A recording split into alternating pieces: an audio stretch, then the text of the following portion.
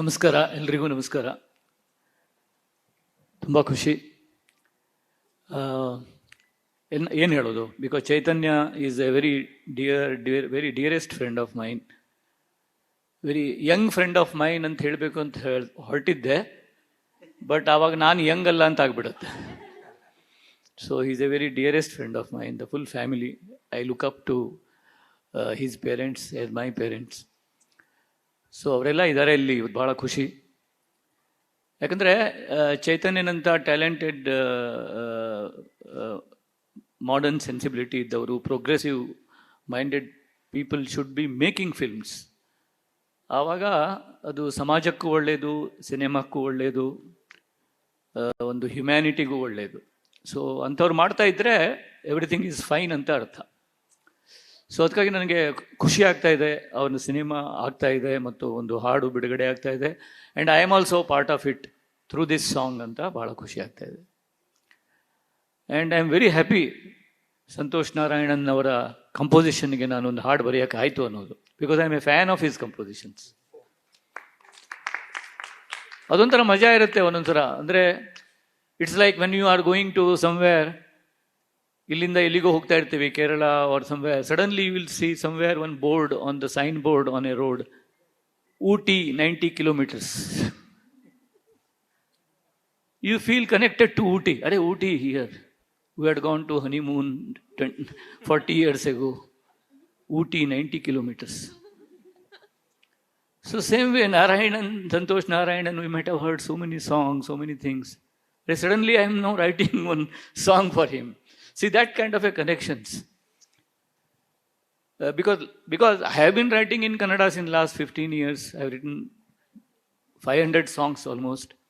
I have written for Manomurthy, I have written for Hari Krishna, I have written for so many compositions here. But as a writer, each language has a different kind of ಒಂದು ಪ್ರತಿಯೊಂದು ಭಾಷೆಗೂ ಅದರದ್ದೇ ಆದ ಒಂದು ಒಕ್ಕಣಿಕೆ ಇರುತ್ತೆ. ಸಂಗೀತದ್ದು ಕೂಡ ಜಾಯಮಾನ ಅಂತ ಕರಿತೀವಿ ನಾವು ಅದನ್ನು.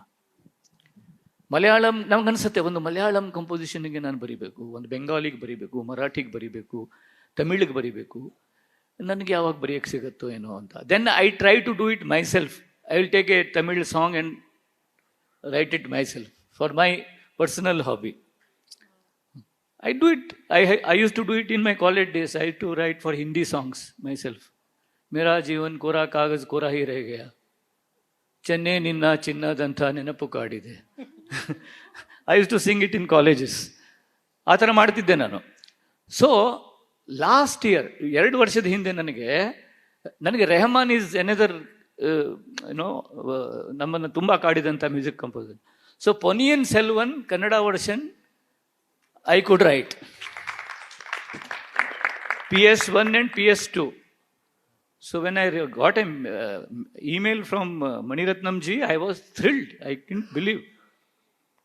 When I got another mail from Jayamohan sir, who is a great writer, that yours is the best version in all languages of PS1. It was for me, it was like a Nobel Peace Prize, not literature prize. So after that, when this was another kind of a thing. ಇದು ಇವ್ರದ್ದು ಬಂದಾಗ ನನಗೆ, ಅರೆ Santosh Narayanan, there is a chance for me to write. ಅದಕ್ಕೆ ತುಂಬ ಖುಷಿ ಆಯಿತು.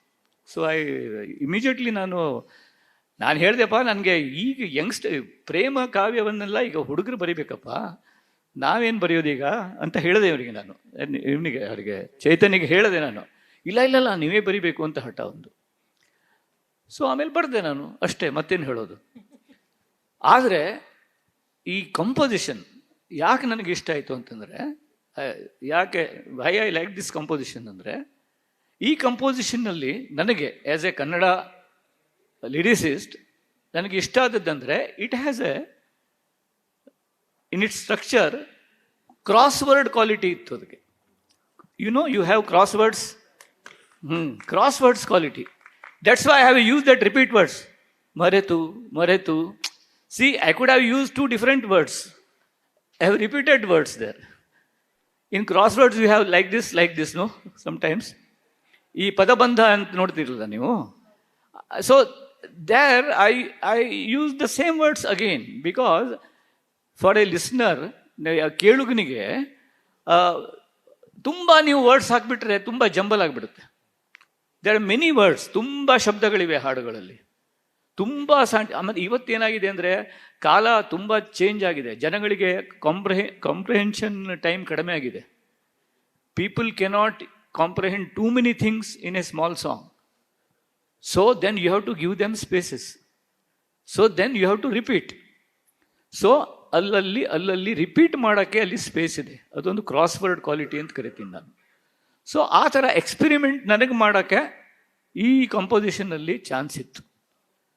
So ಆಮೇಲೆ ಇಷ್ಟು ಅಲ್ಲಿ ನಿಬಿಡವಾದ ಕಂಪೋಸಿಷನ್ ಇದ್ದರೂ ಕೂಡ there is lot of silence in his composition. So that's very, and it's a background song. Background song ಇರೋದ್ರಿಂದ ದೇರ್ ಇಸ್ ಎ ಸೈಲೆನ್ಸ್. ಯಾವಾಗಲೂ ಮಾಂಟಾಜ್ ಸಾಂಗಲ್ಲಿ ಸೈಲೆನ್ಸ್ ಇರುತ್ತೆ. ಅದಕ್ಕಾಗಿ ನನಗೆ ಇಷ್ಟ ಆಯಿತು. ನಾನು ಸೈಲೆನ್ಸ್ ಬಗ್ಗೆ ಮಾತಾಡಿಕೊಂಡು ಇಷ್ಟೊತ್ತು ಮಾತಾಡ್ತಾ ಇದ್ದೀನಿ ನಾನು, ದಯವಿಟ್ಟು ಕ್ಷಮಿಸಿ. ಯಾಕಂದರೆ ತುಂಬ ಐ ಎಂಜಾಯ್ ಡೂಯಿಂಗ್ ಇಟ್, ತುಂಬ ಇಷ್ಟಪಟ್ಟೆ ನಾನು. ಆಮೇಲೆ ಓಪನಿಂಗ್ ಪಲ್ಲವಿ ಬಗ್ಗೆ ದೇರ್ ವಾಸ್ ಸಮ್ ಪ್ರಾಬ್ಲಮ್, ಅಂದರೆ there was some, it was not very ಏನೋ ಇಷ್ಟು. ಅದಕ್ಕೊಂದು ಆಪ್ಷನ್ ಬೇರೆ ನಾನು, ಹೌದು, option I had to give which I sent. ಇದು ಶುರು ಮೊದಲು ಇರಲಿಲ್ಲ, ಶುರುವಲ್ಲಿ ಇರಲಿಲ್ಲ ಅದು, ಶುರು ಅದು ಆಮೇಲೆ ನಾನು ಕೊಟ್ಟಂಥ ಆಪ್ಷನ್ನು. ಪದ್ಮಾವತಿ ಮೇಡಮ್ ಅವರು 3 ಆಪ್ಷನ್ ಕೊಡ್ತಾರಂತೆ, ನಾನು ಯಾಕೆ 2 ಕೊಡಬಾರ್ದು ಅಂತ ಹೇಳಿ 2 ಆಪ್ಷನ್ ಕೊಟ್ಟೆ ಅವರಿಗೆ. ಆಮೇಲೆ ಪದ್ಮಾವತಿ ಮೇಡಮ್, ನೀವು ಒಂದು ಚೇಂಜ್ ಮಾಡಬೇಕು ನಿಮ್ಮದು ಸ್ಟೇಟ್ಮೆಂಟು. ಫ್ಯಾಮಿಲಿ ಕೂತು ನೋಡೋ ಚಿತ್ರ ಅಂತ ಹೇಳಬೇಡಿ, ಯಾವಾಗಲೂ ಥಿಯೇಟ್ರಿಗೆ ಹೋಗಿ ನೋಡೋ ಚಿತ್ರ ಅಂತ ಹೇಳಿ. ಇಲ್ಲಿದ್ರೆ ಮನೆಯಲ್ಲೇ ಕೂತು ನೋಡಿಬಿಡ್ತಾರೆ ಎಲ್ಲರೂ. ಈಗೆಲ್ಲರೂ ಥಿಯೇಟ್ರಿಗೆ ಹೋಗಿ ನೋಡೋ ಚಿತ್ರ ಮಾಡಬೇಕು ನಾವು. ಸೊ ಅದಕ್ಕಾಗಿ ನನಗೆ ತುಂಬ ಇಷ್ಟಪಟ್ಟು ಈ ಹಾಡನ್ನು ಬರೆದಿದ್ದೀನಿ. ಆಮೇಲೆ ಅದಕ್ಕೊಂದು ರಿಪೀಟ್, ಅಂದರೆ ಇಲ್ಲಿ ಬಂದಾಗಲೂ ನಾನು ನೋಡ್ತಾ ಇದ್ದೆ, ಅದು ಕೇಳ್ತಾ ಇದ್ದೆ ನಾನು. ಯಾಕಂದ್ರೆ ತುಂಬ ದಿವಸಗಳ ಹಿಂದೆ ನಾನು ಬರೆದಿದ್ದು ಆದ್ದರಿಂದ, ತುಂಬ ದಿವಸಗಳ ನಂತರ ನಾನು ಕೇಳಿದ್ದಾದ್ರಿಂದ ಆ ಕಂಪೋಸಿಷನಿಗೆ ಒಂದು ರಿಪೀಟ್ ಕ್ವಾಲಿಟಿ ಇದೆ, ತುಂಬ ಕೇಳಿದಷ್ಟು ಇಷ್ಟವಾಗೋ ಗುಣ ಇದೆ ಅಂತ ನನಗನ್ನಿಸ್ತು.